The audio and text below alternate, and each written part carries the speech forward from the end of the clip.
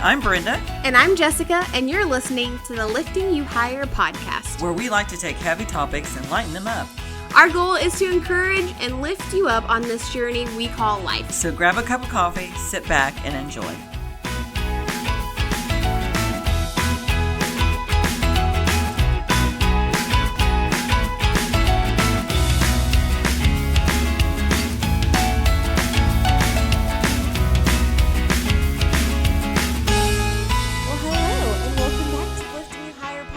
I'm Jessica, joined as always by my amazing co-host, Brenda.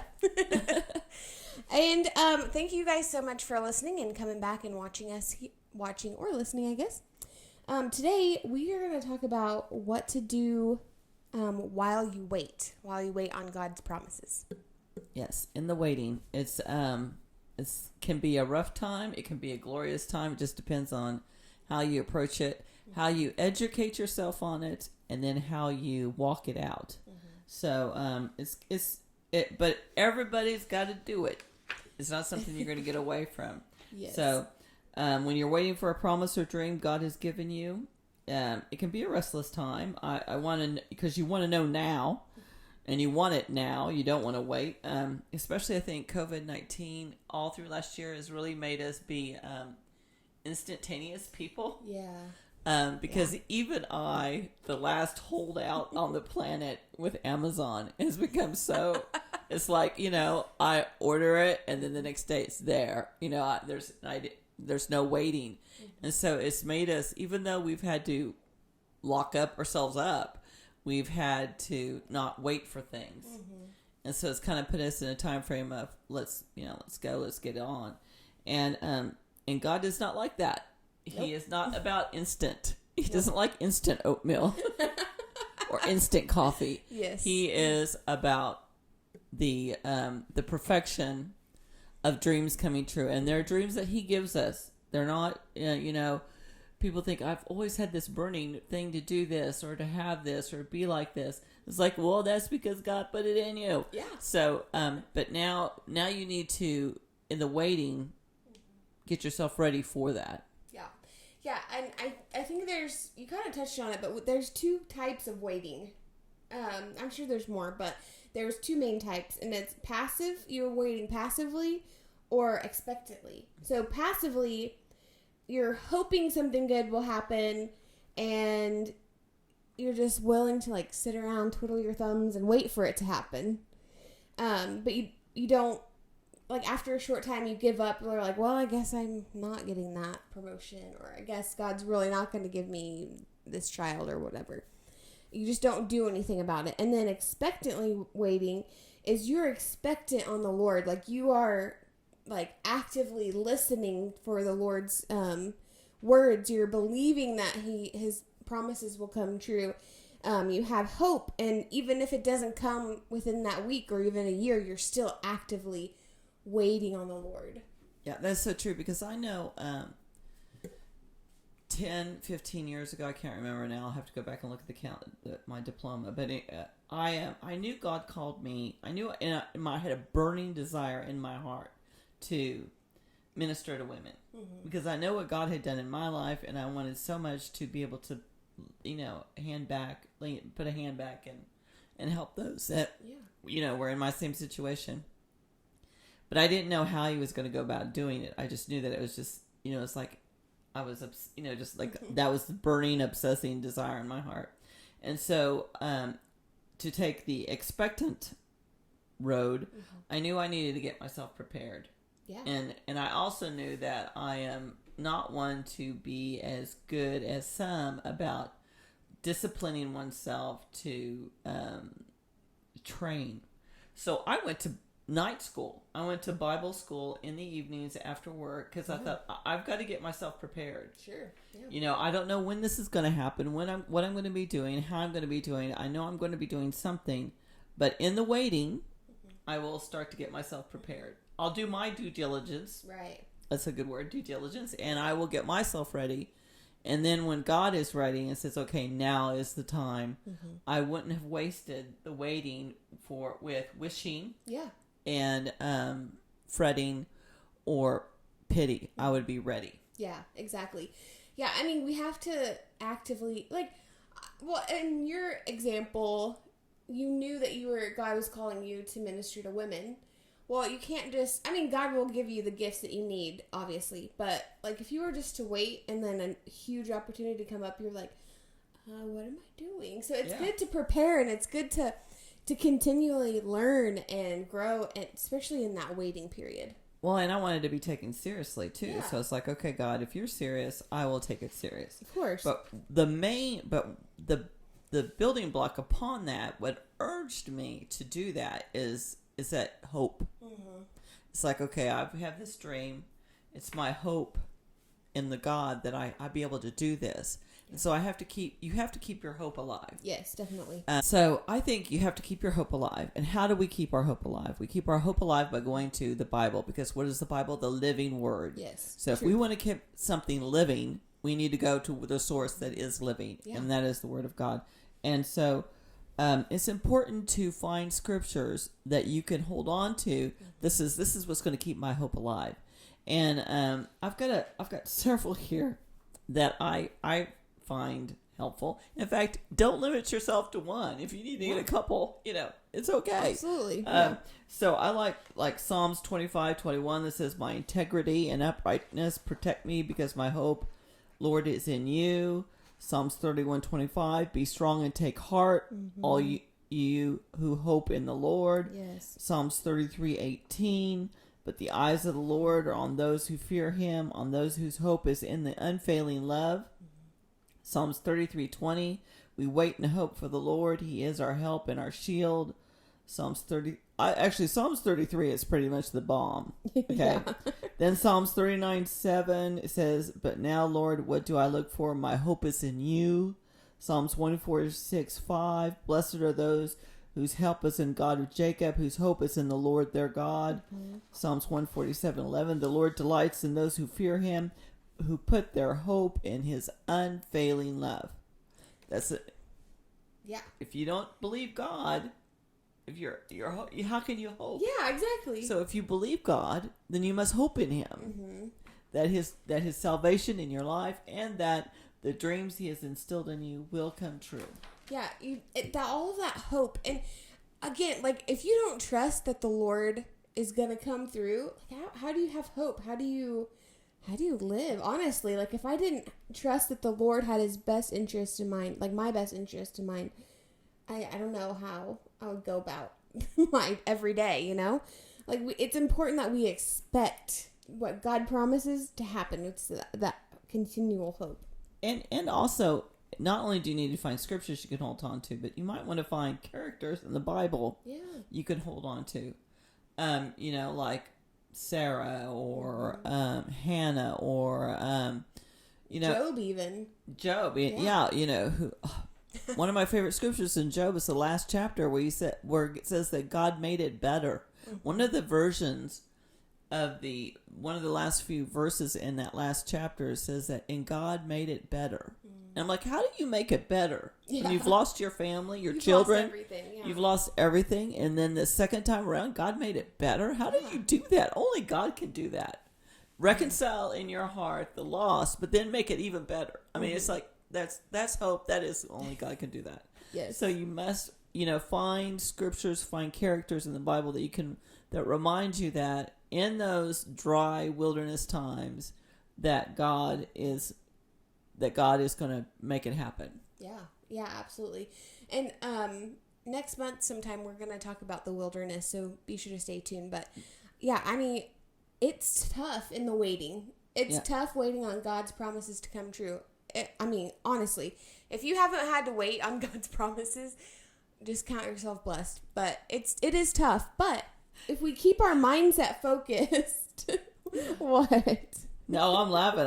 It's true, because I know people don't want to hear that, because we do live in an instant world. We live in a world where, it's like, or I'll make it happen. We just, in the wait, there's going to be waiting time. There is going to be waiting time. And that leads us to the second point. The reason why there's waiting time is that because we have to mature. I mean, and that's the bottom line, is that baby Christians, you can only be a baby Christian for so long. Yeah, you have to grow. You have to grow. And if you don't, then it's like you're stunted. So you have to mature during your waiting, because if you don't, you turn into what we call a bonsai Christian. Yeah. And you know those little bonsai plants that they force to stay small, and you know, instead of being a big giant oak tree, it's now about this 12 inches tall. And of course that's self-inflicted. Somebody, you know, bound that thing down so it wouldn't grow. We do that to ourselves. You know, we don't want to grow because we want to stay a baby Christian, but there's nothing great about that. I mean, you wouldn't buy a real car for a 3-year-old now, would you? You would have to wait until they got mature enough to drive it. And the same principle with spiritual things is that God wants us to be fully mature Christian, operating just as Jesus was when he was out ministering to the world. Yeah. Yeah, I mean, yeah, like, I love that point. Like, we don't want to be a bonsai tree. Every person listening or watching, and even in this world, has a purpose and has, like, this plan. So, like, you have potential. And if you're stuck being, you know, forcing yourself to be that small bonsai tree, then it's not good. But I also wanted to just, again, remind us that, because I'm talking to myself here, too, because I'm in a waiting season myself. But we need to wait eagerly in faith, like, just continue to search after the Lord, continue, like, to keep hoping and asking and searching, and we shouldn't become complacent in that. When we become complacent, we become that bonsai tree, you know? That's right. Or when we become passive. I think lots of times this is when we lose Christians. You know, it's like, okay, well, the Bible's full of examples too. You know, when they got tired of waiting, they just went and did it on their own. And I think that's the chaff from the wheat. You know, it's really important to put your, you know, there's that old term, put your nose to the grindstone. Do not walk away. Yeah. Do not give up. Keep your hope alive, because at the end of it, there is going to be a great reward. And that's just my 2 cents, because I know I struggle too, because, you know, there's still things that I have not seen come to fruition that I know is a God idea. It's not something I came up with. But anyway, so that's the second. The third thing is our attitude, which we kind of bled over into. Yeah. I think our attitude while we're waiting to God is very important. You know, are you bitter? Are you angry? Are you frustrated? Are you just, you know, refusing to even talk about it?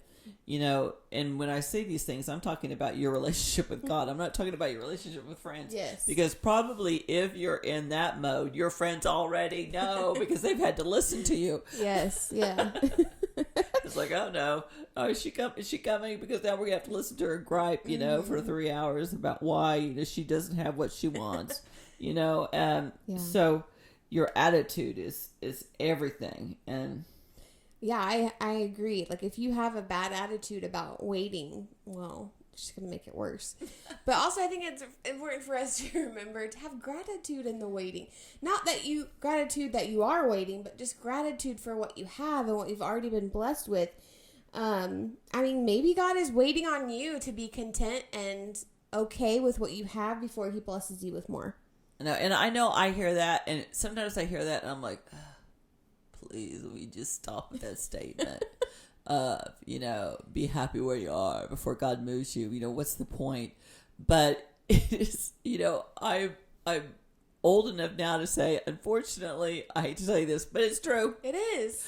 I mean, I remember when I lived in a little apartment, and, you know, I was, you know, very committed to God, living that life, and that little apartment was, I used to think that little apartment was, you know, kind of embarrassing because it was very humble, very small. But now I look back on that little apartment, and I remember that was like a little incubator for me. Yeah. And I remember that sense and presence of God that was in that little incubator apartment. And now I live in a home, and you know, it's like, well, this is what, you know, was kind of the dream, whatever. Yeah. But it's so true. It is true that you must enjoy the time you're in, because when it comes back, when the dream is fulfilled, when you move up to whatever level he was wanting to take you, you will look back and say, oh man, I should have really enjoyed that time a whole lot more, because now I'm at a whole new level. with a whole new responsibilities, with whole new challenges, with, with greatness comes more work and more sacrifice. Oh, they don't tell you about that. No, they don't. They don't tell you about the sacrifice that comes with more dreams being fulfilled. And you think you're going to get it all, but I'm sorry, with dreams being fulfilled also comes more sacrifice. Yes. Put that in your notebook, because that is a fact. Okay, I'm just going to throw this out there. It's a little taboo, maybe. Are you tithing? Just going to throw that out there. Sometimes God waits for you to give God what is already his. Just going to throw that and let that settle. I'm not going to go into that anymore, but. I will. Okay. Listen, if you think God's going to use you in his kingdom to minister to people, to deliver people, to do whatever, heal people, touch people, and you don't tithe, it's not going to happen. Mm-hmm. But also, don't expect just tithing to get more blessings. Like, I'm going to tithe because I'm going to get more blessings. No, it should just be, God has already blessed me with this, whether it be small, big, whatever size it is. God's already blessed me with this, so I'm just going to give back to him, bless him again. Well, and let me tell you the bottom line lesson about tithing is this. It's not yours. Yes. Nothing is yours. You are a steward of, and if you don't get this, because I can tell you, Brenda's been through this little lesson, nothing is yours. You are a steward of it. And I know this is a really hard concept, especially for the younger generation, because they're like, what do you mean this isn't mine? I worked hard for it. It's mine. But it's hard for old. Let me tell you. Well, old too. yeah. No, I mean, I feel like now I finally understood, because I've seen the outcome of giving back to God what is already his. He's just allowing us to have, like you said, just being stewards, holding on to what he's already, what's already his. So. Right. So, yeah, that's and that comes with ministry too. Ministering to people is not from you. It doesn't come from you. Again, you are just the steward of the gift that's flowing through you. Yes. So it's like a foundational principle you must get. And how do you get people's attention? You get people's attention by getting in their pocketbook. Yep. It's like, because money is very important. And so how do you get someone's commitment and attention is that you say, you have to understand the principle. You're just a steward of that. It's not yours. You're just a steward. And unfortunately, a lot of people can't get that principle, and then they stay a little bonsai Christian. So, but the attitude is so important. Your attitude is so important. Yes, and especially when you're doing ministry and you're wanting more, you can't say, wow, I saved all of those people. No, you didn't. I mean, you were a tool that the Lord used. And I know sometimes, especially for me, it's hard because the enemy comes in and is like, look what you did. You did a good job. No, I didn't do that. It's important for us to see the line and stay on the right side of it. Well, and I'll tell you another thing, and I'm sorry I'm on it now, and I'm sorry, Jessica, but I just get back on it. Let me tell you, if you feel like you're called to minister to people, ministry is not cheap. No. It costs money. I mean, you have to pay for stuff. Yes. You have to pay for equipment. You have to pay for places. You have to pay. Ministry is not cheap. It costs money. Yes. And how do you expect to go to someone and say, give me some money for this ministry, when you yourself will not give back to God what is his? That is the key right there. Think about that. That's hypocrisy. That's Pharisees. It's like, you give me your money, but I'm keeping mine. Yeah. Is mine. Yeah, I think there's a verse in 2 Timothy about that. You have to have your own household in order before you can be responsible. And let me tell you, if you feel like you're called to ministry or called to do something, you are going to have to go to people and say, hey, can you give a donation to this ministry? Yeah. And you can't do that. You don't have the freedom of asking that if you yourself don't give. And that's the concept you've got to get. And I believe we are hit on this because it's very important to someone. Someone needs to know this. Your dreams and your visions are blocked because of your how you look at your finances. And let me tell you, they're not yours. You're just a steward of it. And you must break through this, whether it's through prayer, fasting, whatever. But if you don't get this concept, you're never going to get to go to the second level that you have been given as a dream. And I know that seems cruel right now to say that, but it's about maturity. It's about transparency. It's about integrity. It's about holiness. Things that we've seen in the past break down in people, but in leadership. But if you see yourself in leadership and you have not understood the concept that you are just a steward of that dollar bill, then you aren't going to get to go to the next levels. Or if you do, it's by your own power, and then you're building a house on sinking sand. Oh yeah.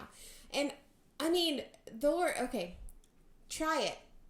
Make sure your attitude is in the right place, that you are giving, that you're like, okay, Lord, I'm going to try this whole tithing thing, and I'm going to try to give back to you what is already yours. Just make sure your mindset and your attitude are in the right place and try it out. And if it doesn't work, well, it's going to work. It will work. It will work. And if we have a moment, can I give my testimony about tithing? Yeah, please. Let me tell you, back to the little incubator apartment that I lived in. It was like, I don't know, I was like maybe 3 or 4 months after I got saved. I started this principle of tithing, wouldn't leave me alone. Okay, the conviction of it. And the reason why I really started tithing was because at that point I was 29 years old, and I thought, I had been in the world for 29 years, and I thought, if this is a load of horse manure, I need to find out now, because I'm not going down another trail of finding out that this is just a bunch of hoo-ha, and God is not really who he says he is. Yeah. So if he really is God, I'm gonna do this tithing thing, because I'm gonna get fully committed. I'm gonna jump in 100%, and if I get hung out to dry, I'm out of here. And so that's because I came across this scripture in Malachi that says, test me in this. Yes. And I thought, okay, I'll test you, God, because if this part in Malachi is a lie, it's all a lie. And I'm out. So I sat down and I wrote down all my expenses and my bills and, rent and all that kind of stuff that I had, car payment. And I thought, okay, now I have to give 10% of this. And it left me, I'm not going to tell you, it left me with like double digits to live on till next paycheck. I mean, it was really sad. And I thought, I'm going to have to get a part-time job to pay my tithe, so I can live. So I went and I got it. Don't ever do that. Don't sit down. My number one recommendation to people that's going to pay their tithe for this time is don't write it down on paper. Don't look at it at paper, because if you do, you're going to talk yourself out of it. Yep. So I thought, but I was going to give this a try. So I thought, okay, I'm going to have to get a part-time job to survive, since I'm giving 10% of my salary to tithing. So I did. I went and I got a part-time job, which cracked me up. Later, when I look back at it now, I just laugh. So I got this part-time job. So I was now I didn't pay tithe on the part-time job because I felt like the part-time job was my extra money. I was working to supplement being able to pay tithe on my full-time job. See how sneaky we are in our heads.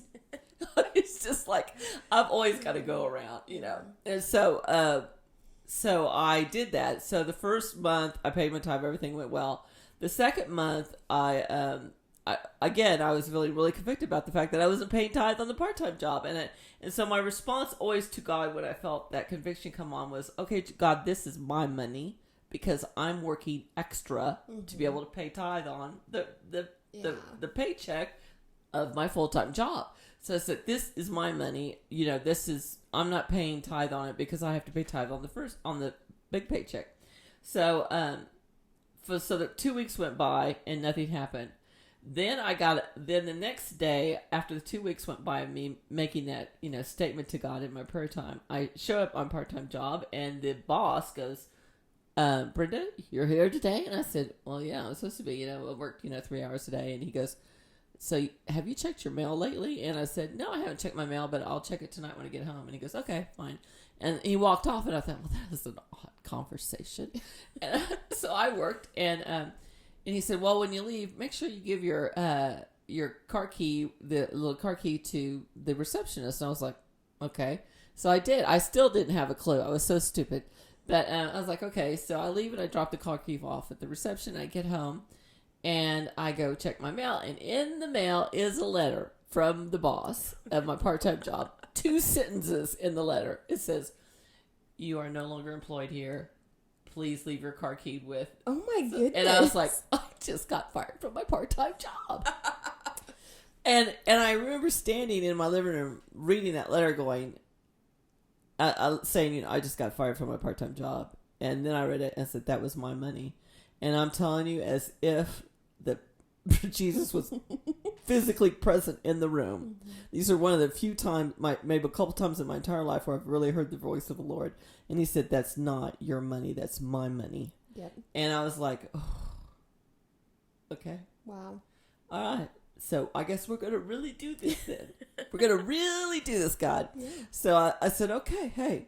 So I didn't have a part-time job anymore. So now I was going to have to live off of my full-time income while paying tithe, which I knew on paper was going to be crazy, impossible. But I was like, okay, we're going to do this then. Mm-hmm. Because I know I had heard from him. And so we did. And I'm telling you, ever since that day, he has never failed me. Yeah. In fact, sometimes I'm so embarrassed about the blessings that I have because of that. So there's no goodness in Brenda. That was God that did. You know, if I'm doing well, it's because God. Yeah. Not because of Brenda. Because Brenda had tried to have her money. And God said, no, that's not your money. That's my money. And so, again, I know that we went down a rabbit hole, but obviously I feel like we needed to go down that rabbit hole. And I know that some people are going to get offended when they listen to this because they're going to be like, no, that's Old Testament stuff. I don't have to do it anymore. Okay. All right. Don't do it anymore. Don't do it. See. Then we'll see what happens. Mm-hmm. We'll see what happens in your life. Yeah, I agree. Every time I try to write out a budget for us, like on paper, I'm like, how? Like, we won't have any money left over to live on for, like, for food. Nah. We are beyond blessed. Like, beyond blessed. Yeah. So, I just don't write a budget. I mean, we try to stick within a budget, but I never write everything down, like, all of our expenses and all of our, extra things. Because it just doesn't work.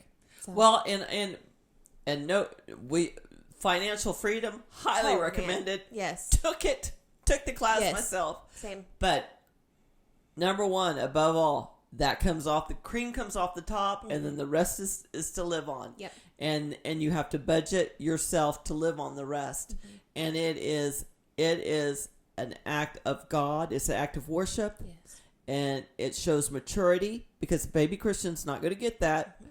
And 3, it shows the presence and power of God moving in your life every second. Yes. Yeah, I agree. It's why, and it may not come back to you like, man, you're not going to get a check in the mail for your tithe times, 100-fold. Yeah. That's not going to happen. Oh, well, I guess it could happen. He pulled gold out of the mouth of a fish. Yeah. But it's going to happen in different ways. Like, I have a dryer that I just will not die. I have a dryer, washing machine, and dryer. I have a dryer that I know for a fact has got to be at least 25 years old. The sucker just won't die. And you know what? Good. I will take that. I don't want to have to buy another one. Yes. So it's gonna come back to you, and in many ways, not just in because our brain is so limited. To figuring things out. It's going to come back in multitude of different ways that you're blessed. Yeah, I just think of like the Israelites in Egypt, and like when they left Egypt and they were wandering in the wilderness, their shoes and clothes never ran out, and they never had to get new ones because the Lord provided for them and kept them fresh and new. So that's what He's going to do with you, and it might not be finances like you said. But, like, sometimes it might be a random check that comes in the mail, but don't expect it to always be like that. But, yeah.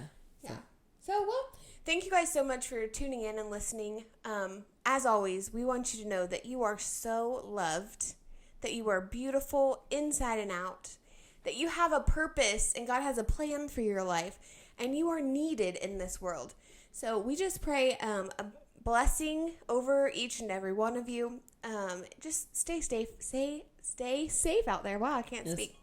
Because, it's a crazy world these days. But And don't forget, we always post the first and third Thursdays of